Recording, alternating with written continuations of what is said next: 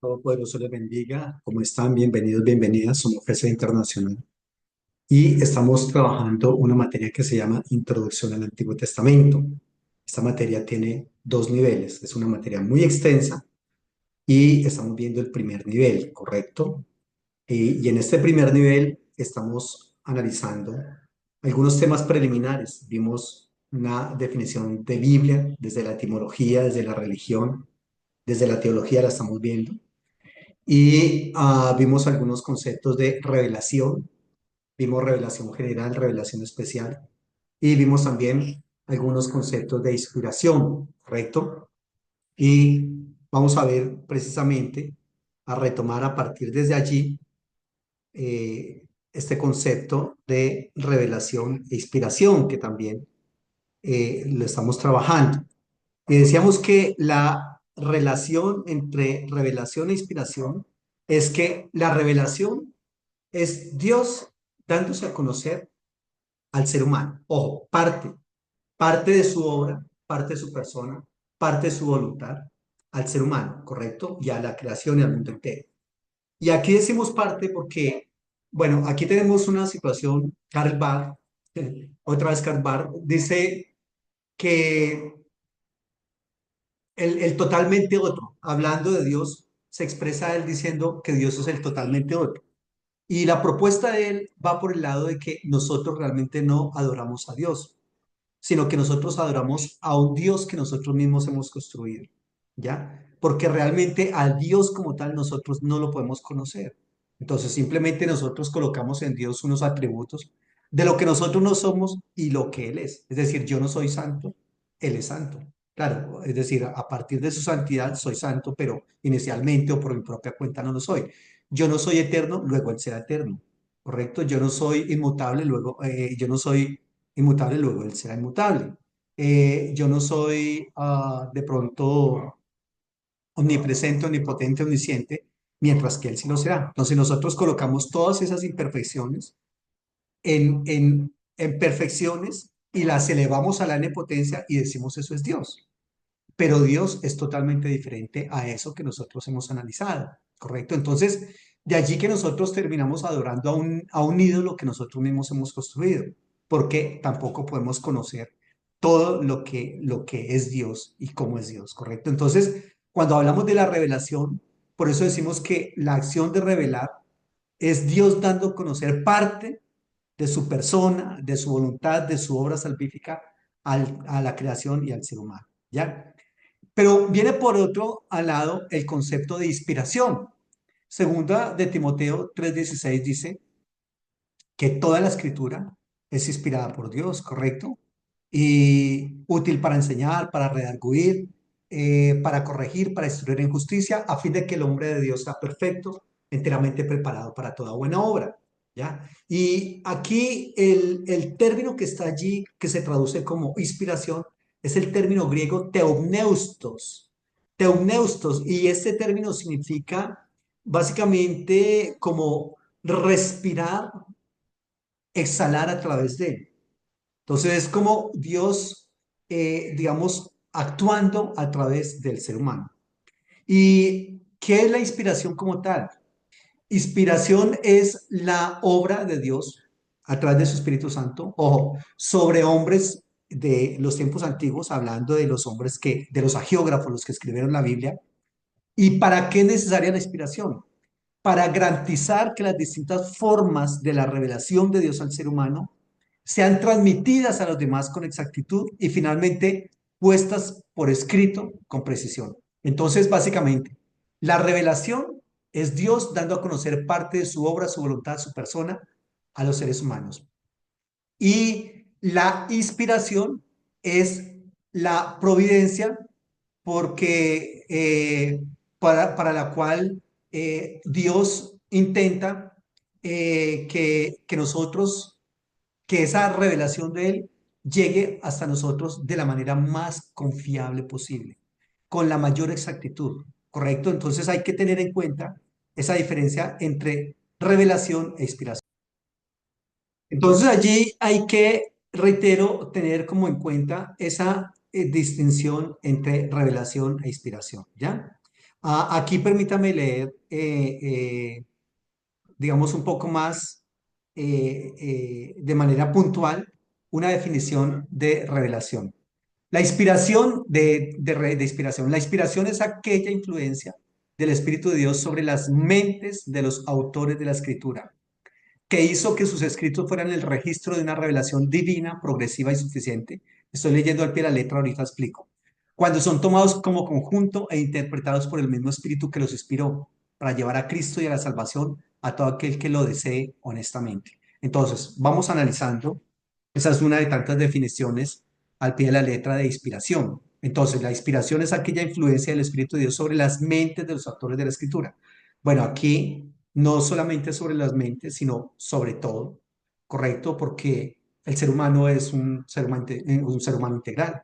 Entonces no es solamente sobre la mente, sino sobre toda su idiosincrasia. Porque aquí, aunque vamos a ver ahorita las diferentes teorías de inspiración bíblica, pero el ser humano no solamente involucra su mente en el ejercicio de la escritura, es decir, del registro de la revelación, sino que involucra incluso sus aspectos económicos, intelectuales, emocionales, eh, en fin, políticos, económicos, todo lo que es de su gusto, de diferentes géneros literarios que le interesen y que quiera escribir en ellos, ¿ya? Entonces dice que hizo que sus escritos fueran el registro de una revelación divina, progresiva y suficiente. Ojo, recordemos que habíamos dicho en la clase anterior que la revelación de Dios es progresiva. ¿Qué significa eso? Que Dios se revela al ser humano en la medida en que el ser humano está en capacidad y en condición de conocerle. ¿Ya? Que Dios tiene que hacer exactamente con el ser humano como hace una maestra, por ejemplo, cuando llegan los niños pequeñitos el primer día de clase a preescolar. Ella no les va a decir, bueno, vamos aquí a, a trabajar con el seno, coseno, tangente, cotangente, o no le va a decir, tenemos que hacer un artículo para una revista indexada, ¿correcto? No, de ninguna manera. Tiene que irles haciendo una preparación, un aprestamiento, ¿correcto? Y así pasa con Dios. Muchas de las cosas que nosotros vemos en la Biblia, que las vivieron Abraham, Isaac, Jacob, etcétera, entonces Dios las pasa por alto. Pero después dice, ojo con esto. ¿A qué me refiero? Por ejemplo, Abraham es esposo de una media hermana, Sara, ¿se acuerdan que era medio hermana de él? Y ellos tenían 3 y 4 esposas, pero luego se habla de adulterio y luego se dice que el adulterio no es solamente el acto sexual, el coito como tal, sino que el adulterio es mirar a un hombre o a una mujer para desearlo, ¿ya? Entonces a eso se refiere y les da una cantidad de ejemplos de revelación progresiva. Y esa revelación es progresiva suficiente para ese momento. Es decir, a Dios, Abraham, no lo juzga y condena porque es que, no, mijo, es que, ojo, porque es que su esposa era su medio hermana, ¿y cómo así ese asunto?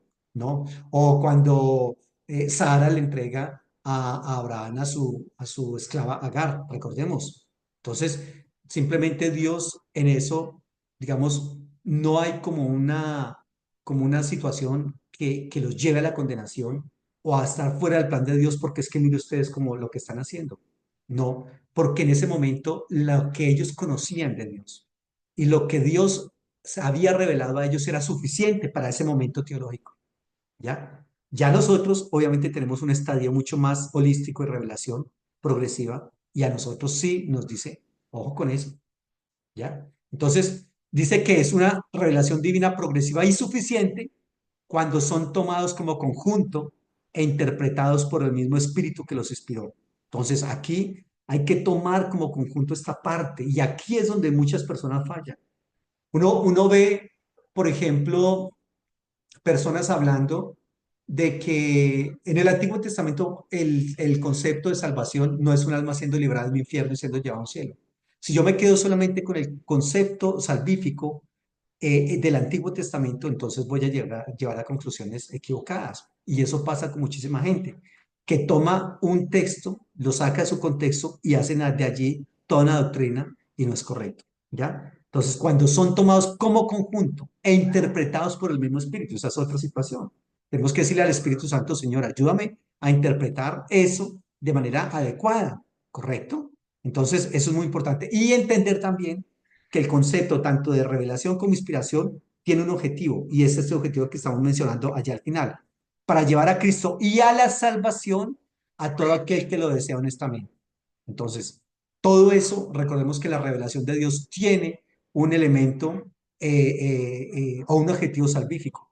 No es alimentar la curiosidad del ser humano, no es para creer que vamos mm, porque Dios es que va a tener que empezar a hacer milagritos allí para convencernos de ABC, no, para llevarnos a la salvación cuando nosotros lo deseamos honestamente. ¿Ya? Entonces, eso es bastante interesante esta postura. Bueno, ahora, entonces, ¿cómo fue, digamos, rápidamente ese proceso de conformación del canon? El primer aspecto es el evento como tal, ¿se acuerdan? Es decir, cómo fue que nos llegó a nosotros esa Biblia. Estamos hablando de la inspiración y les estoy hablando de cómo fue este proceso.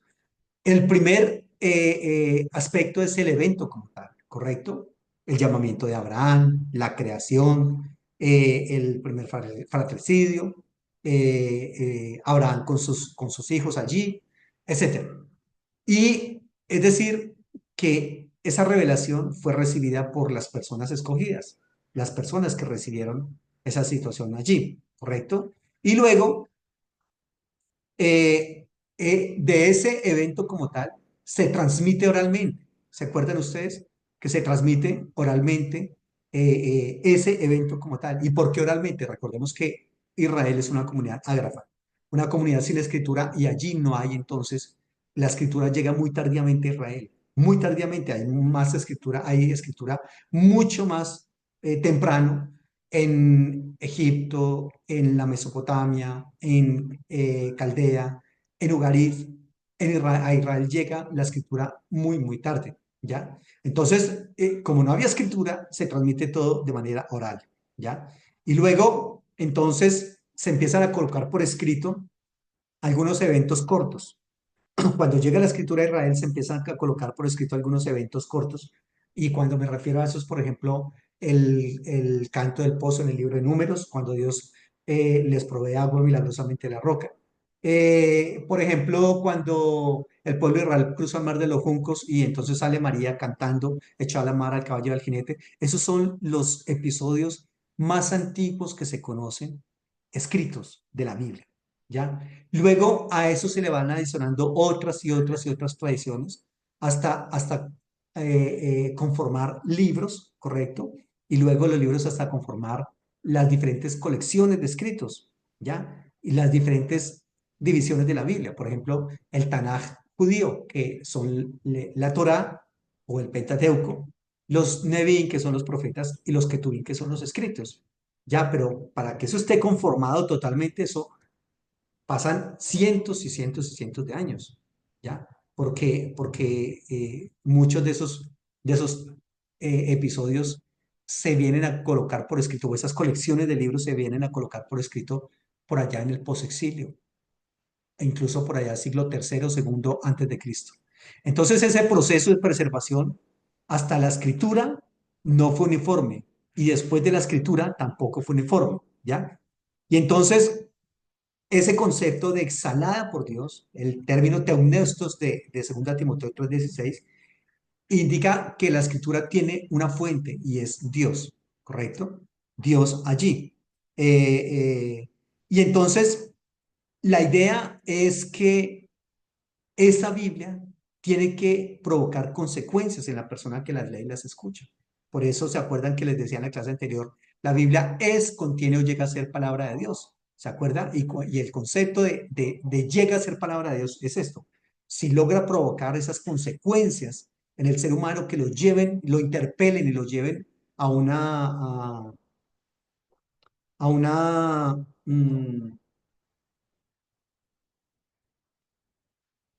un arrepentimiento, ¿correcto?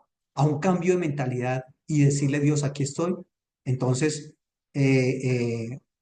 allí hay que tener en cuenta eso, ¿ya? Entonces, hay que tener esa parte clara allí. Y ahora, ¿cómo es ese aspecto de esa revelación de Dios? ¿Cómo entonces la toma, la aprende el agiógrafo, es decir, el escritor sagrado?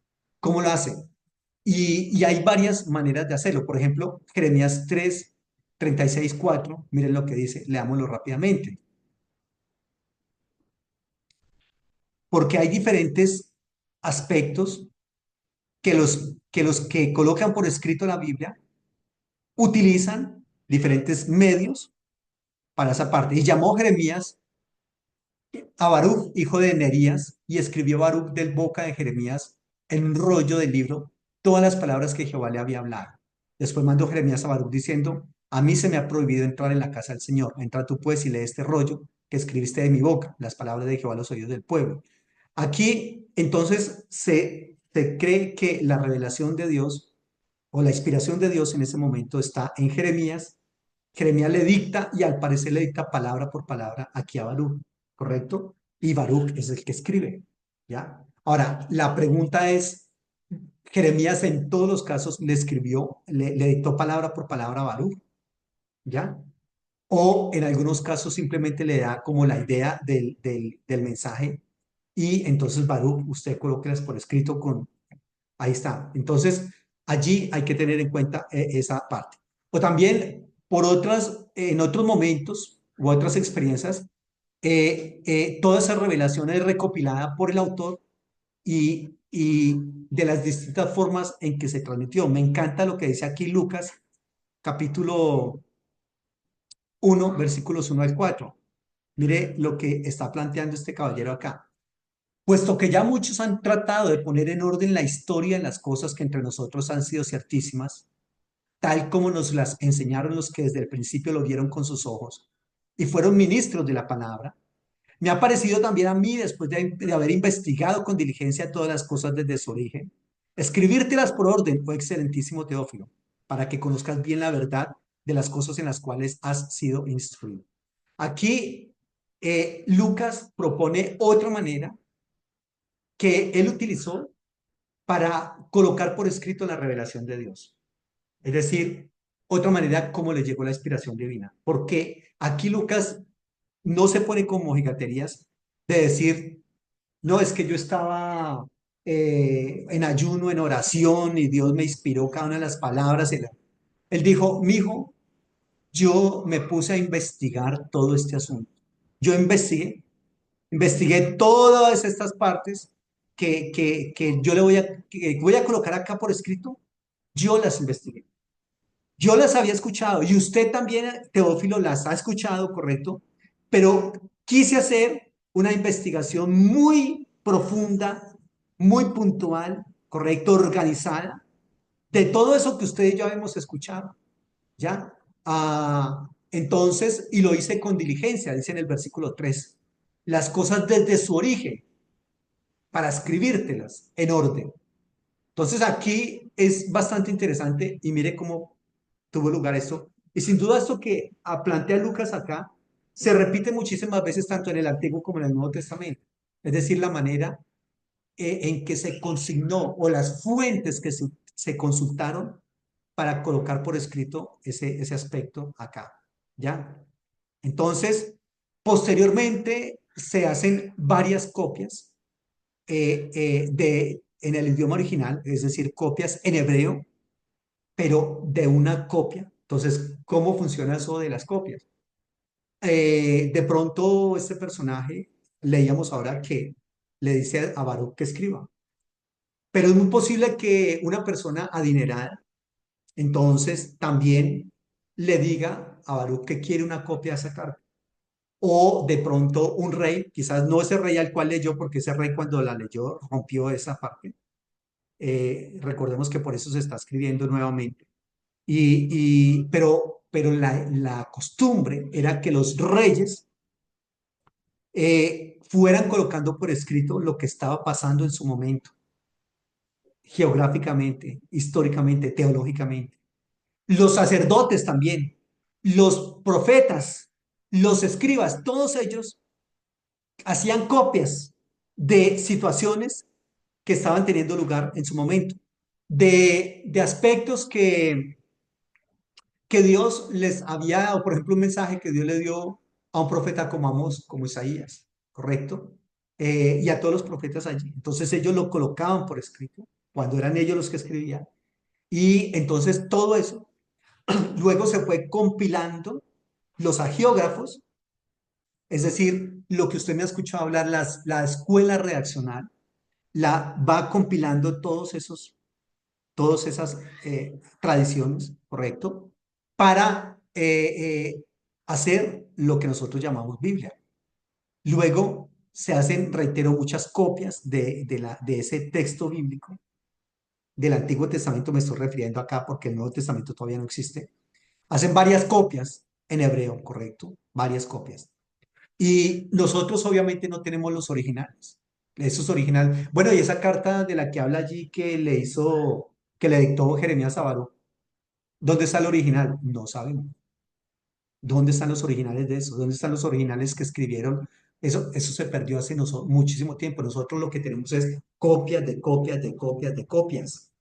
Imagínense que anteriormente, por ejemplo, la Biblia hebraica Sugatensia, que es el texto que se utiliza en las escuelas críticas, está trabajada a partir del Códice de Leningrado.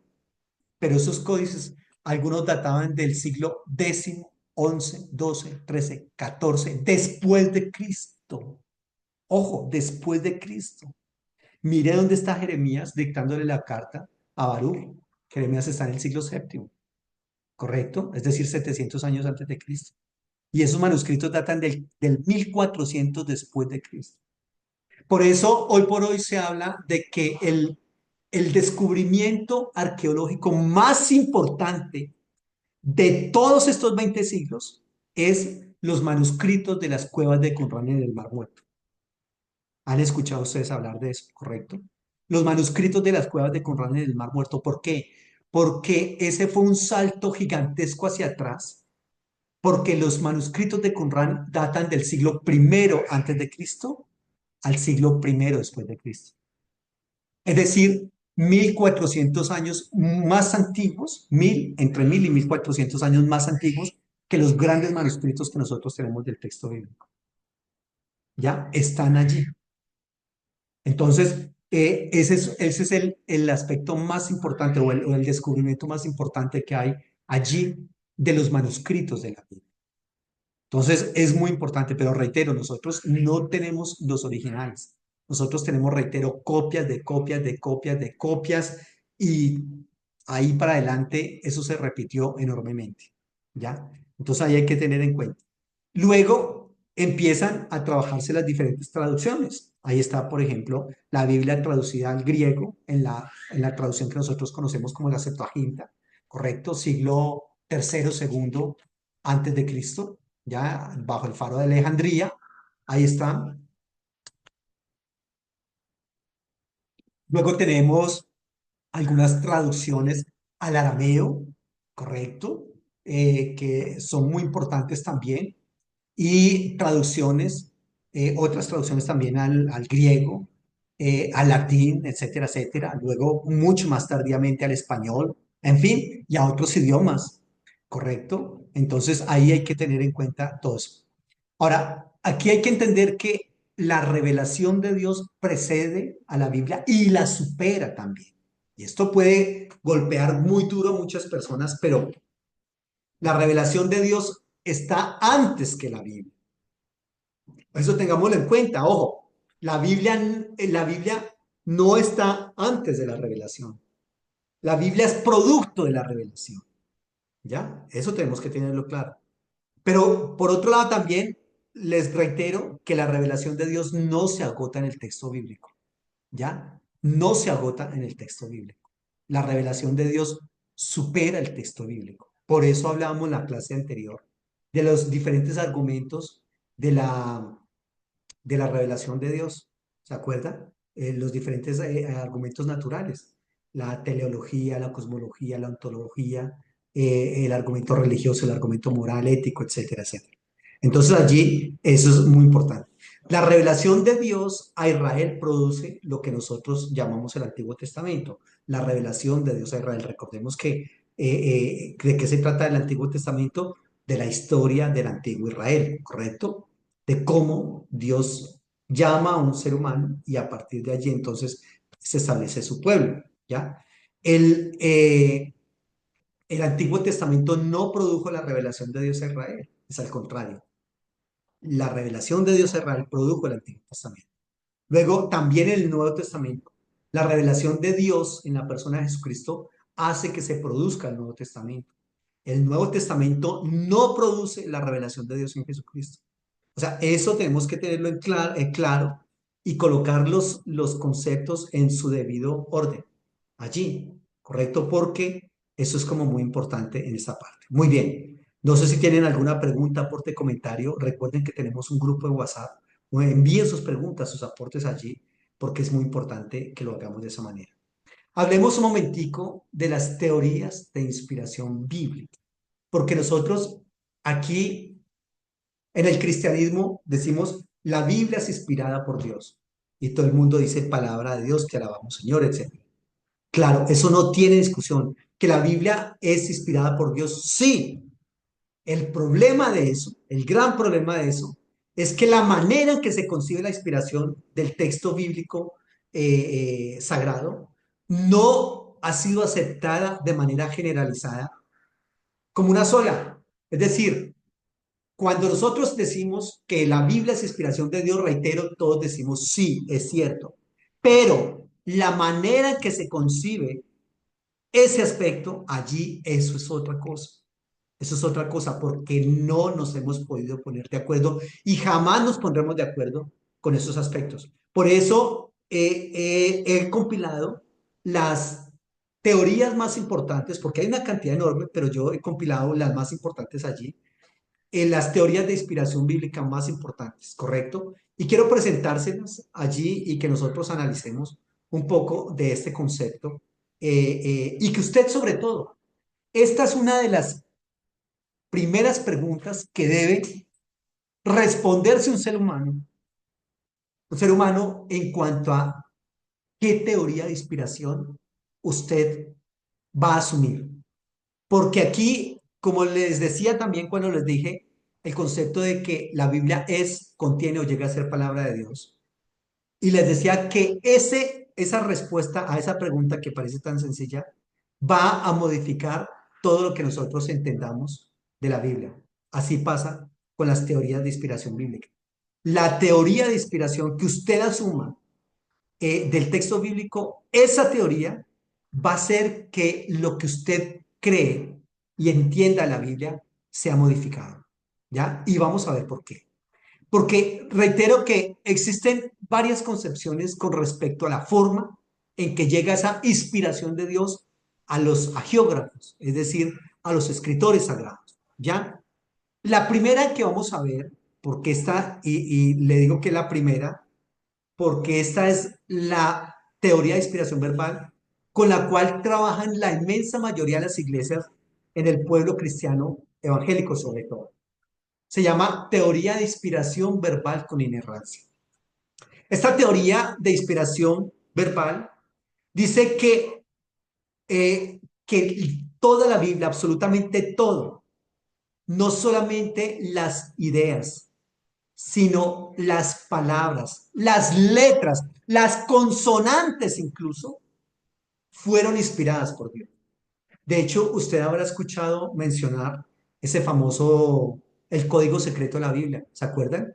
Que hay un ejercicio que hacen, incluso le meten el texto bíblico el computador y le dan orden al computador de que busque cada X cantidad, cada 70 letras, o cada 30 o cada 7, etcétera, etcétera, y que busque para arriba, para abajo, para un lado, para el otro, y con base en eso han sacado una cantidad de propuestas de cómo hasta la presidencia de Donald Trump está allí metida. Ya que la Biblia ya hace mucho tiempo había planteado eso. Eso se trabaja con base en esta teoría de que Dios inspira las ideas, pero cuidado, no solamente las ideas, las palabras, las letras, las consonantes. Y ellos, por ejemplo, los judíos en la teología judía tienen una explicación de, empezando desde la primera letra, por qué es que la Biblia, como en el hebreo, recordemos que el primer versículo empieza Breshit bara Elohim et hashamayim betzares. Breshit, la primera palabra es Breshit, en principio o en un principio, y empieza con la letra Bet. ¿Y por qué entonces la Biblia empieza con la letra Bet, que es la segunda letra del Aleph Bet, y por qué no con la primera, que es Aleph? No, porque Aleph es el Todopoderoso. ¿Correcto? Y Él es el principio y entonces a partir de Él surge todo y entonces por eso la Biblia es desde la letra B. O sea, ahí plantean una cantidad de cosas. Usted habrá escuchado hablar de la cábala, de la gematría.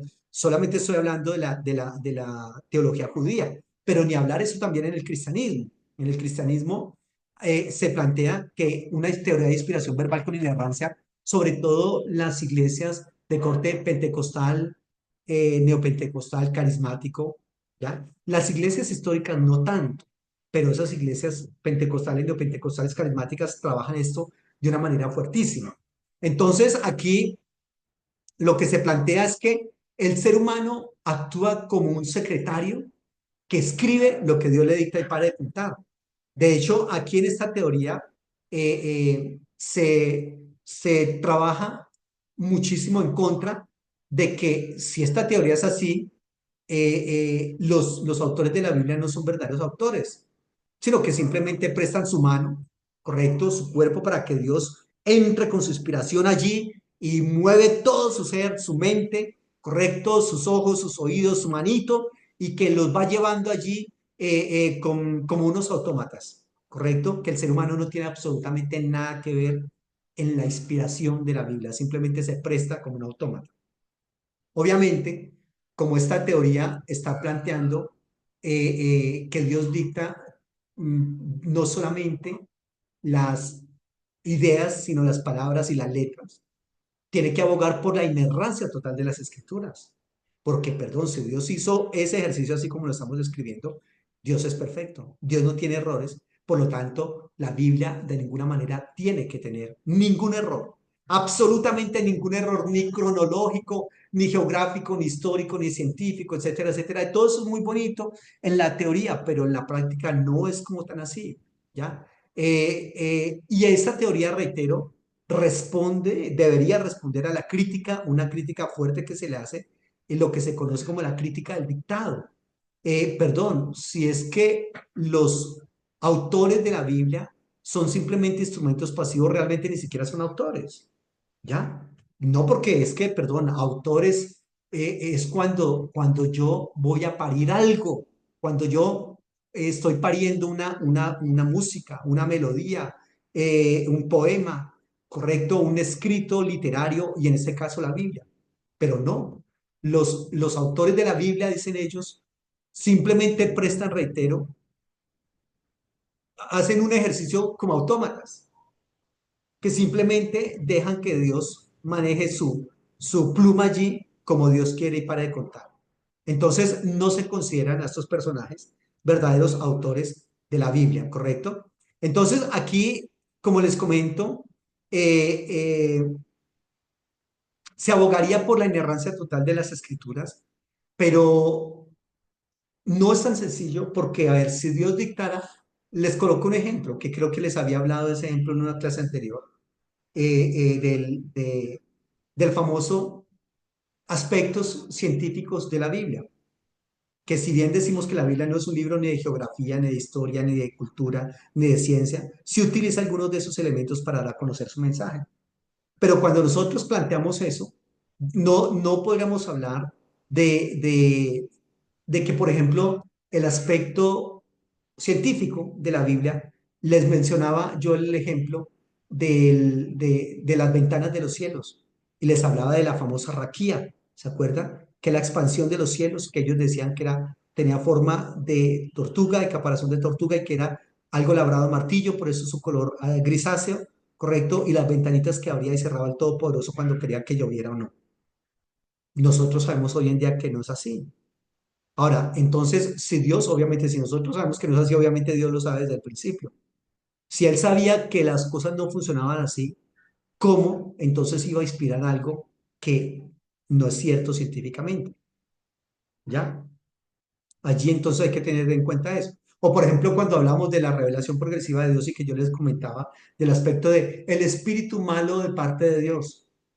Eso lo coloca la geógrafo, pero obviamente Dios sabe que Él no trabaja con ningún espíritu malo, ¿ya? Sino que el espíritu con el que trabaja es el Ruach HaKodesh, el Espíritu Santo, ¿ya? Entonces, o cuando habla de las espadas con las cuales traspasó Josué a no sé cuántos reyes, que los mató a todos a filo de espada, pero cuando nosotros vemos en esas épocas no había espadas. Entonces, perdón, ¿cómo se trabaja esa parte allí? O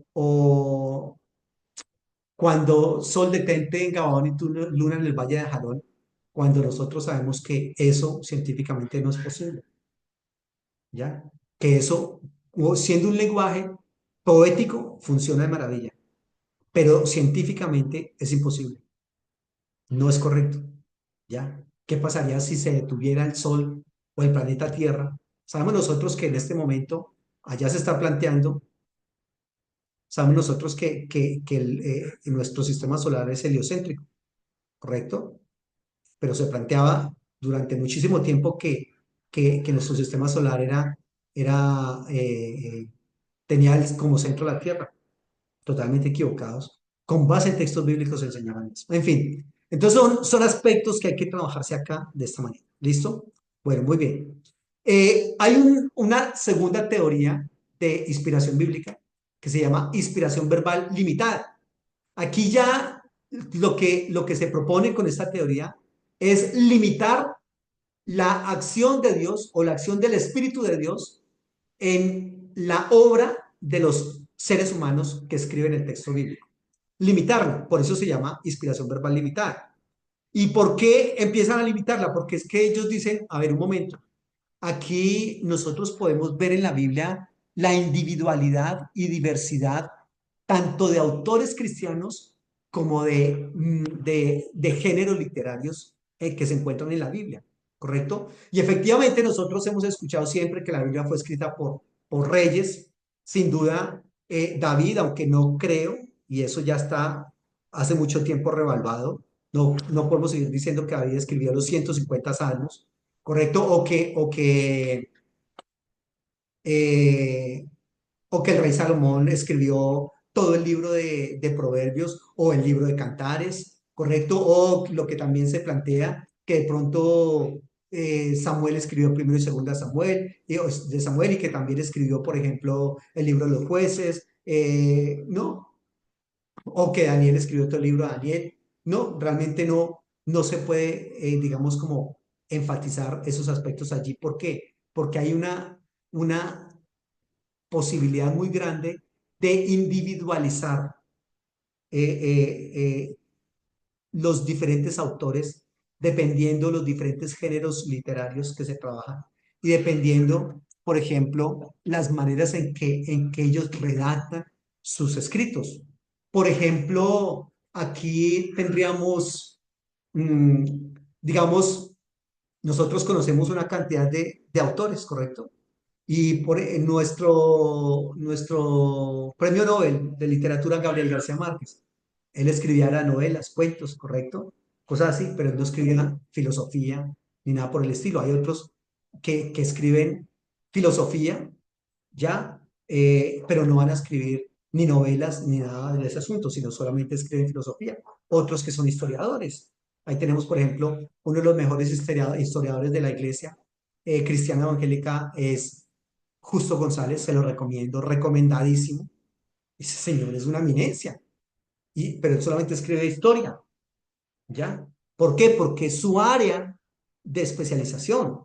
O, por ejemplo, Franz Hinkelhammer, que era Franz Hinkelhammer, ¿de qué escribía? Escribía solamente de teología y economía. Esa fusión entre teología y economía, que eso es espectacular. Igual Pablo Richard también es lo mismo que hacia él. O, por ejemplo, Leonardo Boff.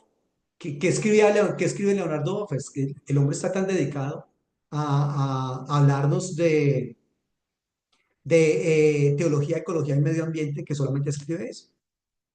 Entonces aquí lo que se plantea en esto es que en la Biblia se puede rastrear esa individualidad y diversidad de los diferentes autores bíblicos. Ahora, no solamente, digamos, en el aspecto de reyes, también hay gente, por ejemplo, campesinos, gente muy adinerada y gente muy pobre que escribe el texto bíblico, hombres y mujeres, ¿ya? Que lo escriben. Entonces, allí ese énfasis en la individualidad de los diversos autores de la Biblia y, por otro lado, no solamente de los autores, sino de los diferentes géneros literarios. Entonces, allí hace notar que, perdón, aquí es muy probable que Dios no haya dictado los diferentes, las diferentes, eh, digamos, partes de la Biblia, tradiciones de la Biblia. eh, claro, no podríamos decir, no, pero es que, a ver, es que Dios es Dios, Dios puede dictarle, porque nosotros los seres humanos, como les acabo de decir, el que se limita a estudiar geografía, escribir historia o filosofía o teología, etcétera, solamente soy para de contar, pero es que Dios es Dios. Y Dios también es el Dios de la redacción y Dios, así como hace redactar un libro, un género literario narrativo, también lo hace con uno legal y también lo hace con uno sapiencial y lo hace con uno apocalíptico. Sí, eso es cierto. O sea, eso no se está quitando y obviamente la idea no es trabajar esa parte allí, sino que esto es lo que propone la teoría de inspiración verbal con inerrancia. ¿Ya? Entonces, la individualización de los diferentes autores y especialmente también en el lenguaje, especialmente en el lenguaje. Aquí hay libros que se plantean que no los escribió tal persona. Por ejemplo, se habla mucho de lo que se plantea en Primera y Segunda de Pedro. Primera de Pedro, Segunda de Pedro. Y la crítica, el método exegético crítico, haciendo un análisis precisamente crítico de los géneros, de las formas, de la redacción, de una cantidad de detalles allí, llega a la conclusión de que si Pedro escribió primera, no pudo escribir la segunda carta, porque ambas son tan diferentes, ambas son tremendamente diferentes. Y algunos han dicho, no, pues es que los que quieren, digamos, como salvaguardar esta parte acá, dicen, no, es que, a ver, un momento, porque es que lo que pasa es que Pedro una carta la escribe cuando es así como muy arrebatado, como muy ordinario, como muy rústico y popular.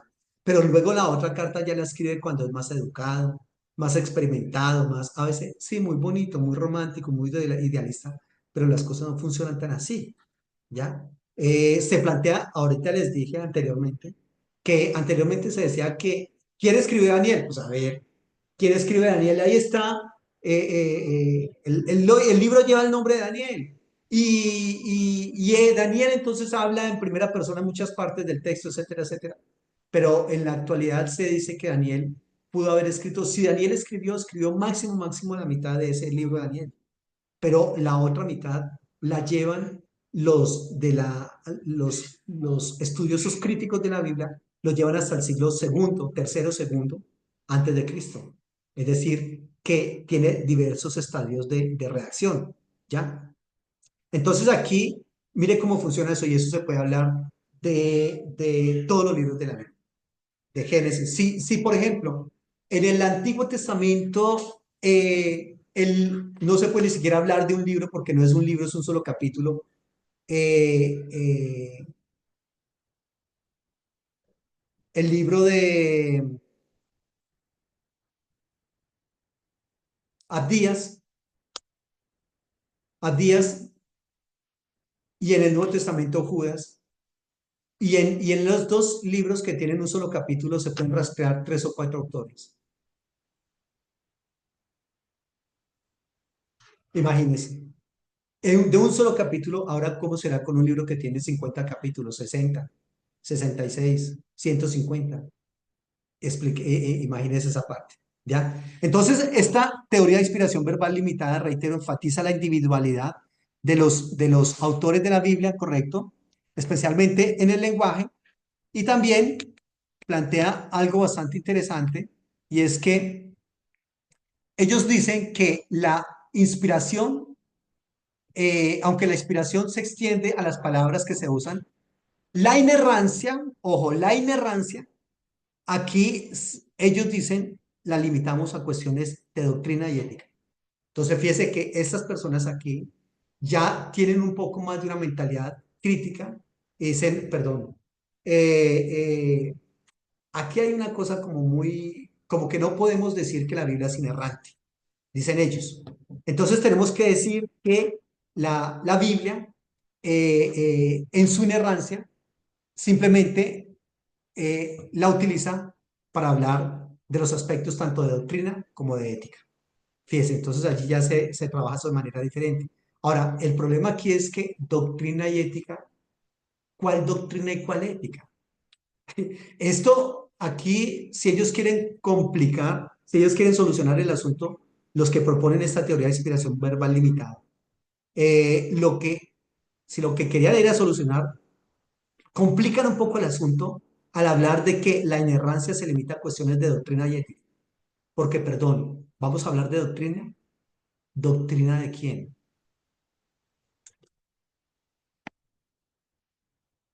¿Doctrina del cristianismo católico? ¿O doctrina del cristianismo copto? ¿O doctrina del cristianismo griego ortodoxo? ¿O doctrina del cristianismo evangélico? ¿Cuál de esas cuatro doctrinas? Y vamos un poco más profundamente en el cristianismo evangélico.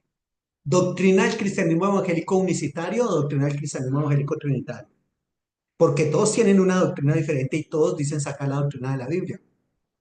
Entonces, perdón, ¿cuál es la doctrina que está allí en la Biblia? Si para hablar de un texto o para hablar de un tema unos utilizan un versículo, otros utilizan otro versículo y para negar el mismo tema otros que no creen en ese tema dicen, esos versículos no hablan de eso. El rapto de la iglesia, que es una doctrina tan angular en muchas iglesias y sin embargo los que no creen en el rapto, porque hay iglesias que no creen en el rapto, otros dicen no, eso que ellos llaman rapto es segunda venida, otros dicen no señor, hay rapto y hay segunda venida. Y los textos que utilizan para hablar de rapto son los mismos que utilizan nosotros para decir aquí estamos hablando, aquí está la Biblia hablando de segunda venida. Entonces se complica un poco el asunto allí, ¿sí ve? Eh, ahora, por otro lado, dice que cuestiones de doctrina y ética. Por otro lado, ¿cuál ética? Hablamos de doctrina, de ética. ¿La ética de quién? Del hombre conforme al corazón de David, de Dios, David. Como rey, como salmista, excelente. Como padre, un fracaso total. 10 esposas, 30 hijos. Y entre los hijos de él hubo envidias, violaciones, asesinatos, deseos de suplantar al papá. ¿O la ética de quién? ¿O la ética de Salomón, siendo el rey explotador que fue? ¿De quién? O la ética de Noé y sus hijos, cuando su hijo lo vio. O la ética de Abraham diciéndole a Sara, diga usted que usted es mi hermano, porque si se dan cuenta que mi esposa me van a matar a mí. Mintiendo. O la ética de Esdras y Nehemías, que destruyeron una cantidad de hogares cuando establecieron el decreto de segregación racial, allí diciendo que todos los que se habían casado con amonitas o con moabitas tocaba dejar de lado sus esposas y sus hijos y separarse para que los otros no los contaminaran. ¿De cuál ética estamos hablando allí? Entonces, mire que es muy complicado establecer que la inerrancia se limita a cuestiones de doctrina y ética. Otra tercera teoría de inspiración bíblica se llama diversos niveles o grados de inspiración. Y según esta teoría, la inspiración divina funciona en varios niveles, en varios niveles. ¿Cómo así? Primer nivel sería el de la superintendencia. En este nivel, lo que se propone es que Dios no permite que el autor caiga en errores. Entonces, como que aquí en esta teoría lo que propone es que Dios está chequeando cuando ellos están escribiendo la Biblia y está chequeando diferentes aspectos de la misma y vigilando que todo el proceso sea perfecto. Y el primer aspecto es el de la superintendencia porque Dios no va a permitir de ninguna manera que el ser humano caiga en errores al escribir su palabra, ¿correcto? El segundo aspecto de esta teoría es el de la elevación, es decir, Dios eleva el pensamiento del autor humano.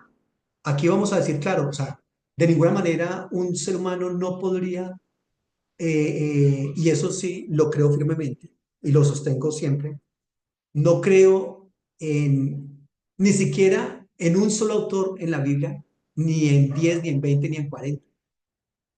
En la Biblia hay una cantidad de manos metidas impresionante. Y es que la Biblia es una empresa tan magna, tan grande, tan importante, tan poderosa, que un ser humano en su condición de ser humano como tal y su mentalidad de ser humano como tal, nunca pudo haber producido la Biblia tal cual la tenemos nosotros allí. Un ser humano allí en su humanidad, en su mentalidad como la tenemos nosotros. No. Por eso esta teoría propone que Dios elevó el pensamiento de los autores de la Biblia, ¿correcto? Para que ellos pudiesen escribir allí lo que escribieron. En tercer lugar, habla de dirección, que Dios instruye al autor en cuanto a lo que debe incluir o lo que debe omitir allí en el texto bíblico. Esto también es bastante interesante porque aquí podríamos hablar entonces de muchos aspectos que uno dice, ¿y eso por qué está en la Biblia? ¿Correcto? Pero desde esa perspectiva, diríamos, todo lo que está en la Biblia está allí porque Dios permitió que se colocara. Pero aún así en la Biblia hablamos de cuando Dios dice, mátenlo todo, quémenlo todo, maten niños, maten animales, maten de todo. O allí hay esos famosos textos oscuros que hablan de un Dios que para muchos, por esos textos, Dios es un Dios iracundo, un Dios sin misericordia, propenso a la ira, etcétera, etcétera. ¿Cómo vamos a buscar en ese Dios asuntos digamos, como de misericordia y de amor, si es un, reitero, un Dios proclive a la ira? Pero según esta perspectiva, en esta teoría de inspiración, diferentes niveles de inspiración, dice que Dios instruye al autor en cuanto a lo que debe incluir u omitir en el texto bíblico. Entonces allí tendríamos que descansar tranquilos, porque lo que está en la Biblia, todo incluso, lo que se ha prestado para malas interpretaciones de Dios por parte de los seres humanos, fue incluido yo porque Dios así lo direccionó. Y otro aspecto sería el de la sugestión. Dios determina tanto los pensamientos como las palabras que ha de utilizar el autor de la Biblia. Entonces aquí también como que nos hace recordar un poco la primera teoría que vimos, la inspiración verbal con inerrancia, que hablábamos de pensamientos y de palabras y de letras, ¿correcto? Aquí entonces también nos va a decir que Dios determina esos pensamientos y palabras que ha de utilizar el ser humano. Entonces, allí esa parte está.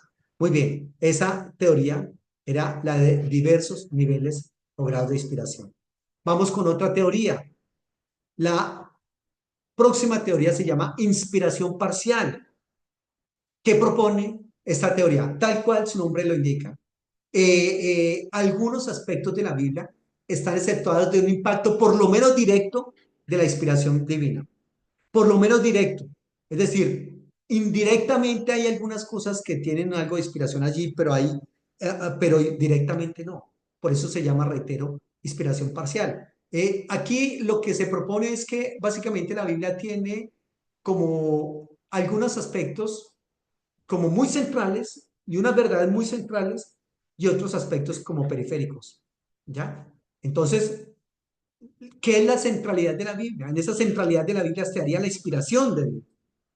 Pero para llegar a esa centralidad de la verdad de Dios en la Biblia, pues es necesario como trabajar algunos contextos ahí. Esos contextos, según esta teoría, no necesariamente tienen que ser, digamos, inspiración divina. ¿Ya? Es lo que propone esta teoría allí. Entonces, es decir, las ideas de los autores bíblicos estaban inspiradas, no su lenguaje, no sus ilustraciones, no sus citas, no sus referencias. Entonces, como que Dios le permite al geógrafo como cierta libertad. Mijo, usted diga simplemente tal cosa, pero dígalo en su idioma, sus ilustraciones, referencias, como quiera usted. ¿Listo? Eso es lo que se propone allí. Hay otra teoría que se llama inspiración cristiana universal. También se conoce con el nombre de iluminación. ¿Y por qué? ¿Por qué iluminación? Porque dice que todos los seres humanos estamos inspirados de una u otra manera, ¿correcto? Entonces, el Espíritu Santo inspira de la misma manera como inspira a todo cristiano, así inspiró también a los a los diferentes escritores de la Biblia. Realmente, según esta teoría, se plantea que no es necesaria una asistencia divina especial. Es decir, los escritores de la Biblia están inspirados, sí, como lo está usted y como lo estoy yo.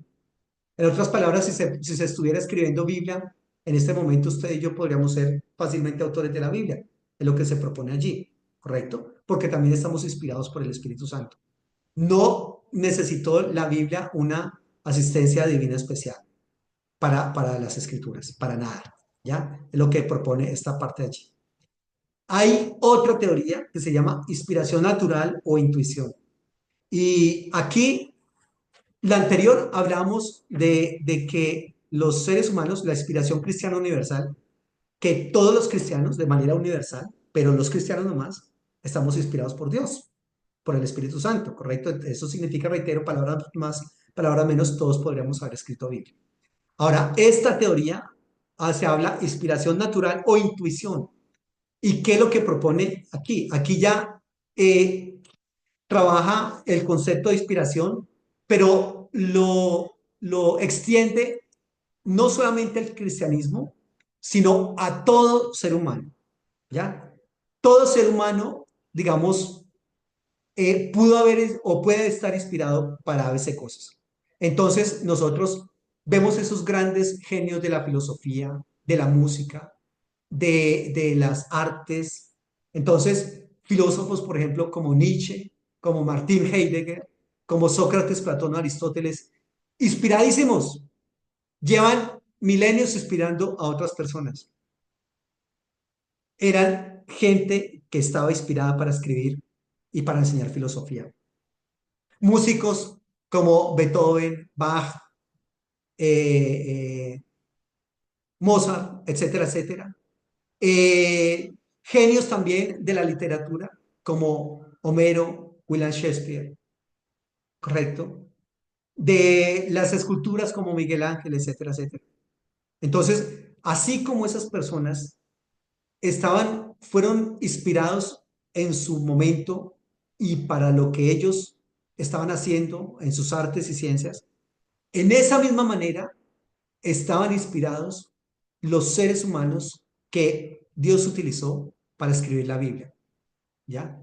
Entonces aquí la inspiración solamente varía de intensidad, solamente de intensidad, correcto, pero cuando llega un momento de esos que tiene una inspiración mucho más grande, más amplia, más profunda, y que escriben esas obras y que hacen esas músicas y esas pinturas, etcétera, pues entonces les tengo una noticia, dicen ellos.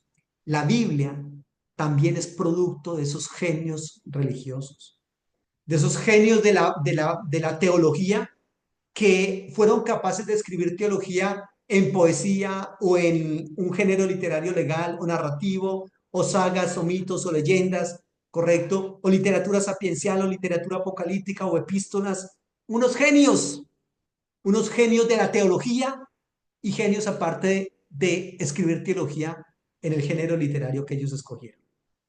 Entonces, desde esa perspectiva, la Biblia, reitero, no tiene en lo más mínimo una, una, eh, una inspiración divina, porque no la necesita, ¿ya?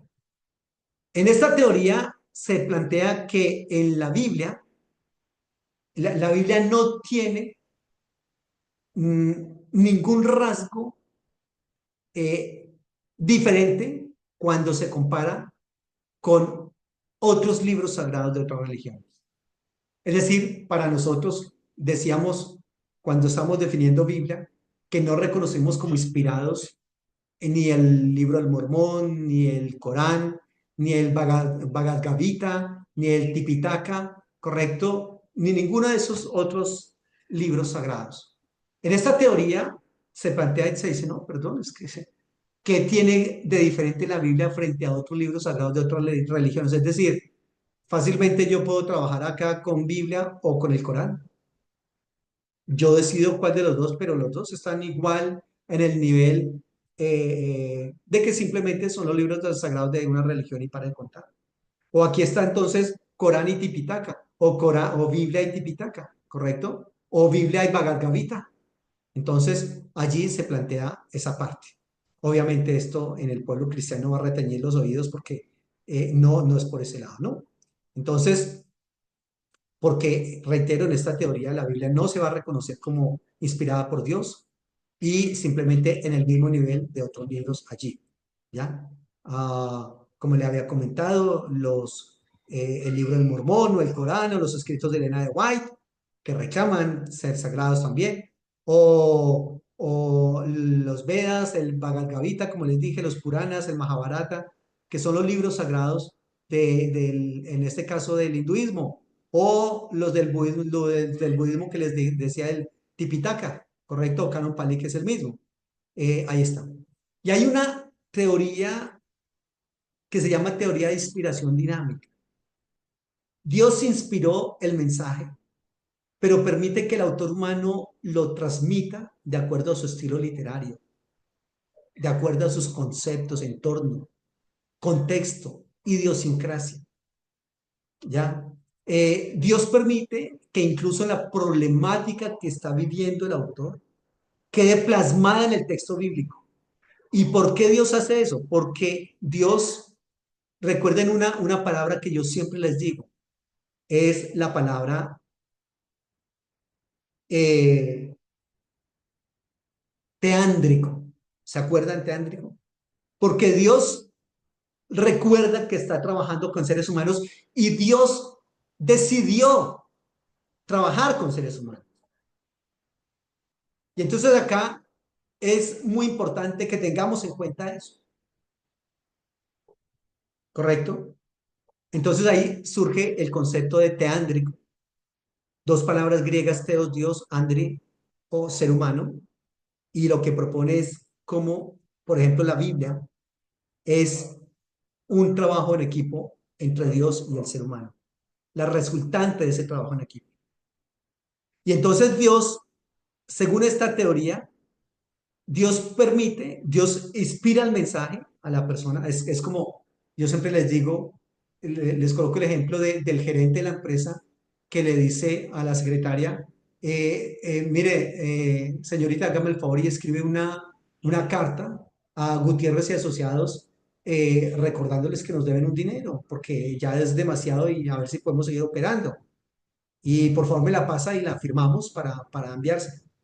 Eso puede ser, o por el otro lado, que el gerente le diga a la secretaria, por favor traiga el computador y venga que le voy a dictar una carta. Escriba por favor allí en Word. Señores Gutiérrez y Asociado, eh, por medio de la presente queremos y le dicta cada una de las palabras y de las letras. ¿Ya? Entonces, desde esa perspectiva de la inspiración dinámica, simplemente es la primera opción, que el gerente le dice, haga la carta, ¿correcto? Simplemente que diga esto, pero colóquele ahí las arandelas que usted quiera. El meollo del mensaje es este, ¿ya? Y ella va, simplemente lo hace. Entonces, la teoría de inspiración dinámica propone eso. Dios le dicta, le dice al ser humano, le inspira el mensaje, pero mi hijo, escríbalo como usted quiera, coloque los ejemplos que usted quiera, ¿ya? Y entonces allí, el género literario que usted quiera, amigo, su contexto, sus preferencias políticas, económicas, religiosas, teológicas, plásmelos allí como quiera, lo importante es que esté allí ese concepto, esté allí el mensaje que yo le he dado. Eso es bastante interesante. Todas estas teorías tienen sus aspectos muy, muy positivos, pero también muy negativos. Tiene sus fortalezas y sus amenazas muy fuertes. Aquí, por ejemplo, en esta teoría de inspiración dinámica, se necesita que la persona sepa mucho, mucho de del contexto. Nosotros, que sepamos muchísimo del contexto geográfico, histórico, cultural, lingüístico, para poder hacer una interpretación muy correcta de la palabra de Dios. O si no, la cosa se va a complicar. Y sobre todo en esta teoría de inspiración dinámica, eh, tiene que ser interpretada por una persona que ame a Dios, que ame a Dios. No, no por una persona eh, que quiera justificar de una u otra manera algún texto de la Biblia o algún mm, mandamiento para justificar sus propias actitudes. Esta teoría de inspiración dinámica es muy buena, reitero, si se hace, como decíamos ahorita cuando leemos al inicio, de manera literal, la definición de inspiración, cuando son interpretadas por el mismo espíritu y cuando se desee honestamente acercarse a Dios, a la divinidad. De resto, la Biblia terminará siendo cualquier cosa menos palabra de Dios. Entonces ahí les dejo. Hemos visto varias eh, teorías. Aquí están las más importantes. Hay muchas otras, pero que no marcan, digamos, como una pauta muy importante. La primera fue inspiración verbal limitada. La segunda fue diversos niveles o grados de inspiración. La tercera fue inspiración parcial. La cuarta es inspiración cristiana universal. La quinta es inspiración natural o intuición. La sexta es eh,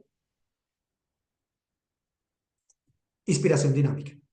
Son, reitero, las más conocidas, hay muchas otras allí, pero aquí el asunto es, y, y la pregunta con la que nos debemos quedar nosotros es, ¿qué crees tú? ¿Cuál de esas teorías de inspiración te convence? ¿Con cuál te vas a quedar? Ya, porque de todas maneras, esto, como les dije al inicio de la clase, lo que va a hacer es que nos va a llevar a analizar de manera diferente, a interpretar de manera diferente el texto bíblico. Y que lo que nosotros planteemos de ella o entendamos de ella o incluso valoremos para obedecer o no, entonces va a ser modificado. Ahí les dejo a ustedes. ¿Qué creen? ¿Qué opinan? Déjenos saber cuál es su teoría de inspiración y cómo cree que afecta, reitero, la interpretación que usted haga del texto bíblico. Ahí les dejo. Es una buena pregunta y es una buena situación la que se maneja aquí. Gracias, muy amables. Estamos en contacto. El Todopoderoso les bendiga. Para la próxima clase empezamos con otra temática que es la geografía de la Biblia. Geografía de la Biblia. Recuerden que estamos viendo algunos aspectos digamos, como unos aspectos preliminares para luego entrar a estudiar libro por libro del Antiguo Testamento. ¿Listo? Y vamos avanzando en la introducción al Antiguo Testamento. El Todopoderoso les bendiga, que estén muy bien, muchísimos éxitos. Un abrazo.